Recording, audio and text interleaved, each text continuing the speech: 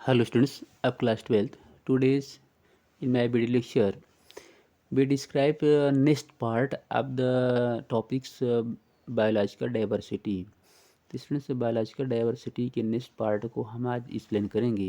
Second parts that is species area relationships. तो students species area relationship को हम दिखाएंगे कि स्पीसीज और एरिया रिलेशनशिप क्या होता है, कि एरिया इंक्रीज होने पर जो स्पीसीज होते हैं वो डिक्रीज होते हैं, कि एरिया डिक्रीज होने पर क्या कंडीशन होता है. जिसमें आज हम आपको एक जो है कि स्पीसीज एरिया रिलेशनशिप का फार्मूला भी प्रोवाइड करेंगे जो कि बहुत इम्पॉर्टेंट्स है, और उसको हम ग्राफाइक चेक करेंगे कि कैसे कंडीशन क्रिएट होता है.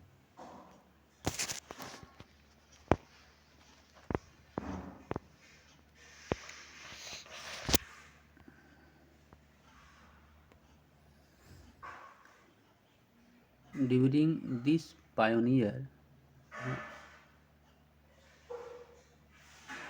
and extensive exploration of the wilderness of South American jungles. तो पायोनियर्स स्टूडेंट्स मीन्स स्टार्टिंग से दिखाया गया. पायोनियर मीन्स होता है स्टार्टिंग पीरियड्स. तो जो स्टार्टिंग पीरियड होता है उसको पायोनियर कहते हैं. तो यहाँ जो है कि साउथ अमेरिकन जंगल का जो पायोनियर स्टेज से और एक्सप्लोरेशन तक यहाँ दिखाया गया है कि the great German naturalist and geographical Alexander von Humboldt. तो स्टूडेंट्स जो अलेक्जेंडर वान हर्बोल्ट हैं जो कि एक नेचुरलिस्ट हैं. कौन? Alexander one Humboldt. That is important scientist, important words. तो हम्बोल्ट ने ये ऑब्जर्व किया विदिन ए रीजन स्पीसीज. तो इन्होंने ऑब्जर्व किया जो है स्पीसीज को रीजन वाइज रिचनेस, कि स्पीसीज का रिचनेस पर्टिकुलर एरिया और रीजन वाइज कैसा होता है. Increase with increasing explored area. तो इन्होंने बताया हम्बोल्ट जी ने कि within a region species richness increase with increasing explored area, कि एरिया अगर हम इंक्रीज करेंगे तो स्पीसीज भी क्या होता है, इंक्रीज होती है. But only up a limit, लेकिन कहाँ तक, एक लिमिट तक, जिसे हम लोग कहते हैं climax limit. In fact the relationship between species richness and area for a wide variety of taxa, जिसे टैक्सा एंजियोस्पर्म, यहाँ एंजियोस्पर्म को लिया गया है, plants, birds, bat, fresh water.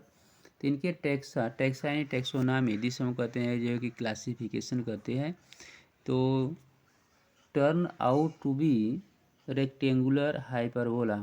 तो ये जो है रेक्टेंगुलर हाइपरबोला मिलते हैं.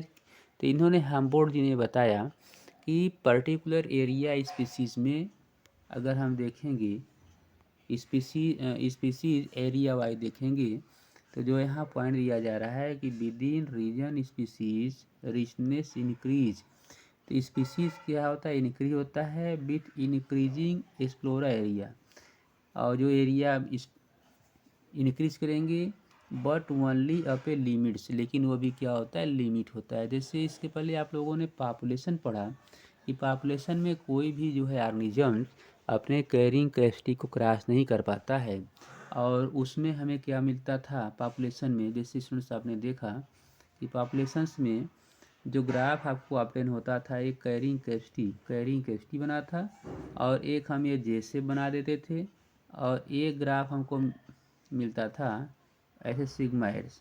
ठीक है, यस से, जिससे हम लोग जो है कि लॉजिस्टिक ग्रोथ का नाम देते हैं. तो ये देखा जाता है कि जो स्पीसीज रिचनेस होता है वह एक्सपोनेंटियल नहीं हो पाता है, तो लॉजिस्टिक होता है, तो एक तरह से एक कैरिंग कैपेसिटी को पार नहीं कर पाता है. तो एक लिमिट में वो रिचनेस होता है एरिया, एरिया में स्पीसीज का जो ग्रोथ होता है वह लिमिट होता है। तो लिमिट होने के रीजन से एक ग्राफ जो मिलता है वो हाइपरबोला मिलता है।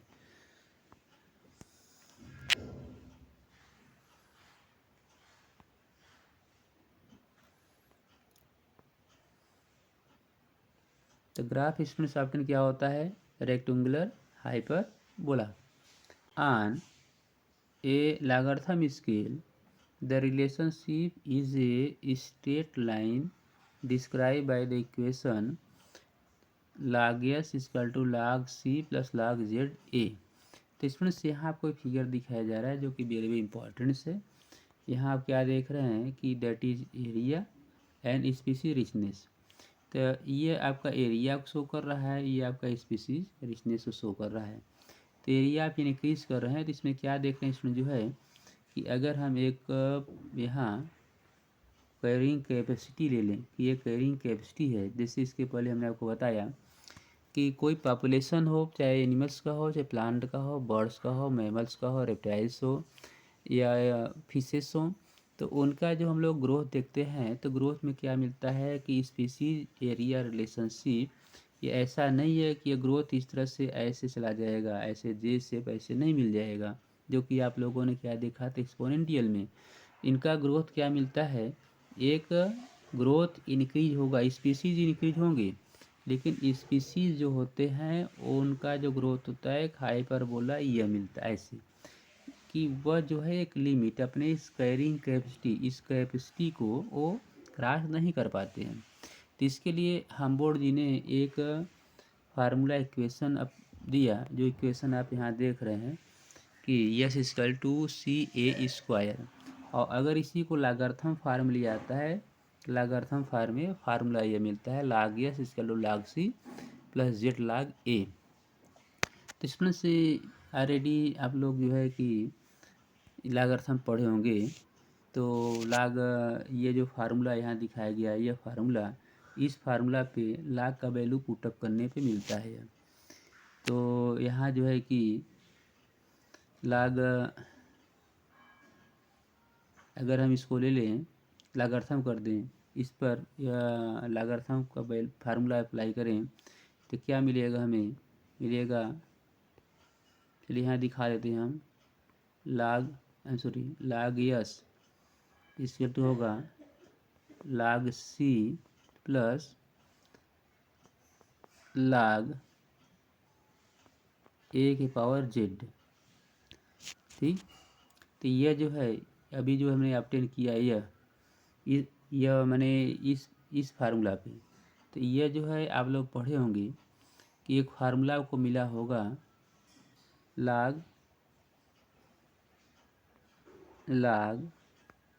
m n।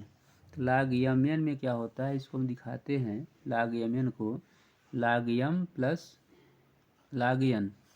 तो log m n पर पहले हमने वैल्यू यहाँ पुटअप किया इसमें कि log m n, तो log m प्लस n जो कि हमने यह फार्मूला अभी दिखाया, यह फार्मूला अब इसी को हम जब और सॉल्व करेंगे तो क्या मिल जाएगा हमें,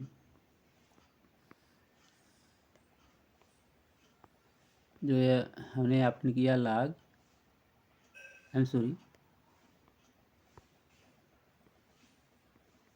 log S equal to log c plus log a के पावर z। अब इसको हम दिखा देंगे log S equal to log c plus z log a। तो यहाँ जो आप देख रहे हैं इसको हमने इस तरह से आपने किया, तो यह फार्मूला, क्योंकि स्टूडेंट्स यही आपका ये जो है फार्मूला है जो हेम्बोल्ट जी ने दिया कि log s equal to log c और प्लस जेड log a। तो यहाँ यह जो फार्मूला है, यहाँ जो पॉइंट आपको मिला, तो यह फार्मूला ऑब्टेन होता है log m के पावर n। तो हम लोग क्या लिखते हैं, log m plus log n। इसी फार्मूला में वैल्यू पुटअप किया गया है।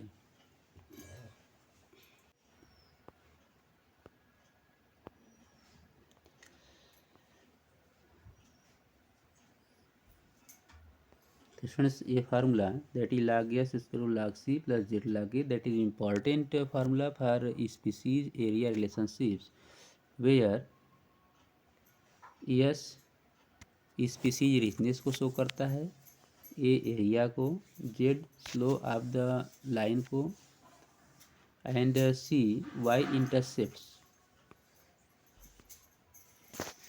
Ecology have discovered that the value of Z lies in the range of 0.1 to 0.2 regarding of the taxonomy group or the region where it is the plants in Britain's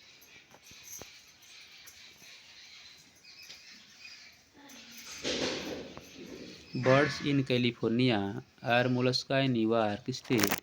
The slope of the regression lines are imagined similar, but if you analyze the species area relationship among very large area like the entire continents, you will find that the slope of the line to be much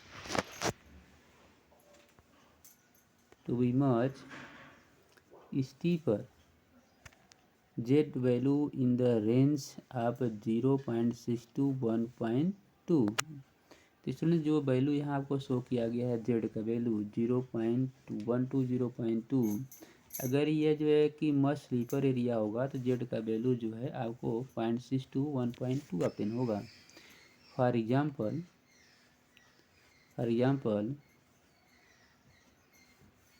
the frugivorous, जिसे fruit eating कहते हैं, birds and